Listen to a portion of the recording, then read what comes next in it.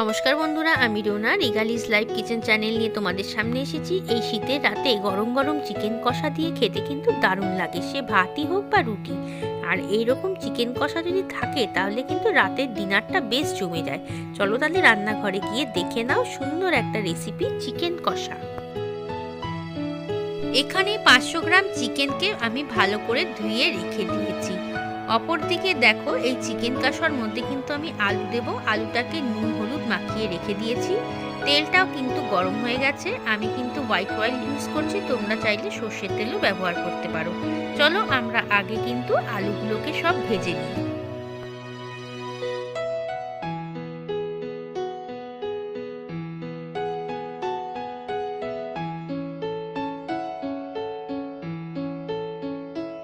আলুগুলো ভাজা হয়ে গেছে, এখন আলুগুলোকে তুলে নেব। বাকি তেলটার মধ্যে তেজপাতা, শুকনো লঙ্কা আর একটু জিরে ফোড়ন দিয়ে দিচ্ছি। আর ফোড়নে কিন্তু আমি গরম মশলা ইউজ করব, যার মধ্যে আছে এলাচ, দারচিনি আর লবঙ্গ। সমস্ত ফোড়নগুলোকে আমি তেলের মধ্যে 10 সেকেন্ড ধরে কিন্তু ভেজে নেব। 500 গ্রাম চিকেনের জন্য আমি 3টে মিডিয়াম সাইজের পেঁয়াজকে দেব তেলের মধ্যে।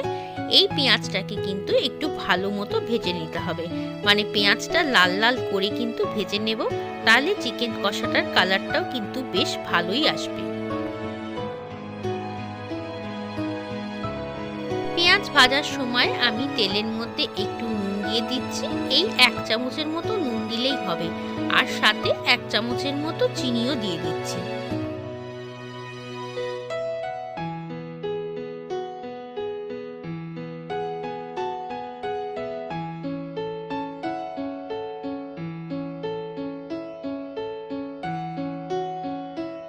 নুন দেওয়ার ফলে পেঁয়াজটা কিন্তু আমার খুব তাড়াতাড়ি ভাজা হয়ে যাবে, আর চিনি দিলাম তাতে কিন্তু কালারটা ভালো আসবে চিকেন কষার।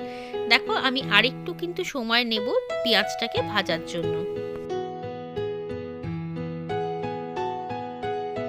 পেঁয়াজ ভাজা হয়ে গেছে, এখন আমি 1.5 চামচের মতো আদা বাটা দিয়ে দিচ্ছি, আর দিচ্ছি প্রায় 1.5 চামচের একটু বেশি রসুন আর কাঁচা লঙ্কা পেস্ট। আদা রসুনটাকে কাঁচা গন্ধ দূর হওয়া পর্যন্ত ভাজতে হবে। আমি এর মধ্যেই এখন একটা টমেটোকে দেখো কুচো করে রেখেছি, এই টমেটো কুচিটাও কিন্তু এর মধ্যে দিয়ে দিলাম। এটাও কিন্তু ভালো মতো ভেজে নেব, যাতে টমেটো ভালো মতো গলেও যায়। আদা রসুন পেঁয়াজ ভালো মতো ভাজা হয়ে গেছে, কালারও চেঞ্জ হয়ে গেছে। এখন আমি কিন্তু চিকেনটাকে দিয়ে দিলাম। চিকেনটাও কিন্তু আদা রসুন পেঁয়াজের সঙ্গে আমি ভালো করে ভেজে নেব।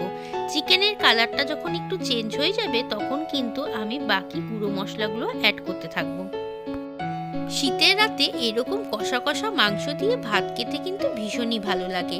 দেখো, চিকেনটা কিন্তু ভাজা ভাজা হয়েই এসছে। এখন আমি গুঁড়ো মশলা দিচ্ছি। 1 চামচের মতো হলুদ গুঁড়ো দিয়ে দিচ্ছি, 1.5 চামচের মতো ধনে গুঁড়ো দিচ্ছি, 1/2 চামচের মতো ঝাল লঙ্কার গুঁড়ো দিচ্ছি। এর মধ্যে ঝালটা তো যার যার ব্যক্তিগত ব্যাপার। 1 চামচের মতো জিরে গুঁড়ো দিয়ে দিচ্ছি। গুঁড়ো মশলাগুলোকে মাংসের সাথে মিশিয়ে আমি ভেজে রাখা যে আলুগুলো উঠিয়ে রেখেছিলাম সেগুলোকেও কিন্তু দিয়ে দিলাম, কারণ আলুগুলোকেও কিন্তু মাংসের সঙ্গে আমি সমানভাবে কষিয়ে নেব। আলুগুলো যদি মাংসের সাথে কষে তাহলে কিন্তু মাংসের রসটা বেশ আলুর মধ্যেও চলে যায়, আর আলুটা কিন্তু খেতেও বেশ ভালোই লাগে। এই কষা মাংসটার জন্য আমি দেখো একটা জিনিস ব্যবহার করছি, সেটা হচ্ছে ধনেপাতা আর কাঁচা লঙ্কাকে বেটে রেখেছি একসাথে। সেই বাটা ধনেপাতার থেকে আমি 3 চামচের মতো ধনেপাতা বাটা দিয়ে দিলাম। আর শীতের রাতের কষা মাংসে যদি এরকম ধনেপাতা বাটা দাও, তাহলে দেখবে কষা মাংসের স্বাদ কিন্তু একেবারেই অন্যরকম হবে। এখন কিন্তু আমরা মিডিয়াম আঁচ করে মাংসটাকে ভালো মতো কষিয়ে নেব। অল্প অল্প জল দিয়ে কিন্তু কষাতে হবে, তেল ছাড়া ছাড়া হওয়া পর্যন্ত মাংসটাকে কিন্তু কষিয়ে যেতে হবে।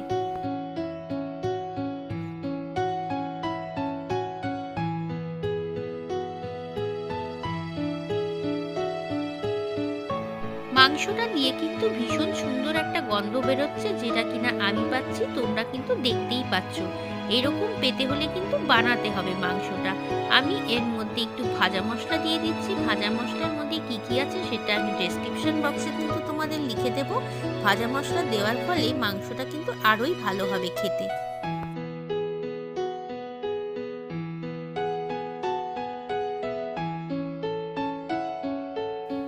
কষানোটা কিন্তু আমার প্রায় হয়ে এসছে। আমি এখন এটাকে ঢাকা দিয়ে আরেকটু কষাবো। ঢাকা দেওয়ার ফলে কিন্তু মাংসর থেকে একটু জল বেরোবে, সেই জলটা দিয়েও কিন্তু আমি মাংসটাকে কষাবো। চলো তাহলে 5 মিনিটের জন্য ঢাকা দিয়ে রাখি। 5 মিনিট হয়ে গেছে, মাংসটা ঢাকাটা খুলে দিই। দেখো মাংসটা থেকে কিন্তু তেল ছাড়া হয়ে গেছে, বেশ সুন্দর কষেও গেছে। এখন আমরা মাংসটার মধ্যে সামান্য পরিমাণে একটু জল দেব। জল দিয়ে কিন্তু আবার আমি কষাবো। তোমাদের তো বললামই অল্প অল্প করে জল দিয়ে মাংস যদি কষানো হয় তাহলে কিন্তু খেতে দুর্দান্ত হয়।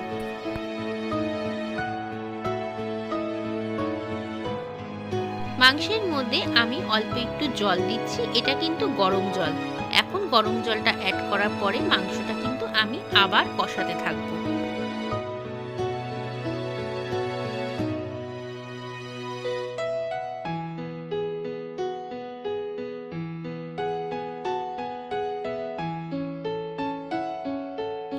দেখো মাংসটা কিন্তু তোমাদের সাথে কথা বলতে বলতে আরো কষে গেছে। এখন আমি ঝোলের জন্য এর মধ্যে একটু জল দিচ্ছি। আমি খুব বেশি জল ব্যবহার করব না, কারণ মাংসটাকে কিন্তু আমি কষাই রাখবো। আমি মোটামুটি 2 কাপ জল এর মধ্যে দিচ্ছি। মাংসটা মোটামুটি আমার সেদ্ধ হয়ে আসছে। আরেকটু সেদ্ধ করার জন্য কিন্তু আমার আরেকটু জলের প্রয়োজন। 1 কাপ তো জল আগেই দিয়েছি, এখন আমি আরেক কাপ জল দিয়ে মাংসটাকে কিন্তু ঢাকা দিয়ে দেবো। ঢাকা দিয়ে মাংসটাকে আমি মোটামুটি 7 থেকে 8 মিনিট মিডিয়াম আঁচে কিন্তু রান্না করতে থাকবো।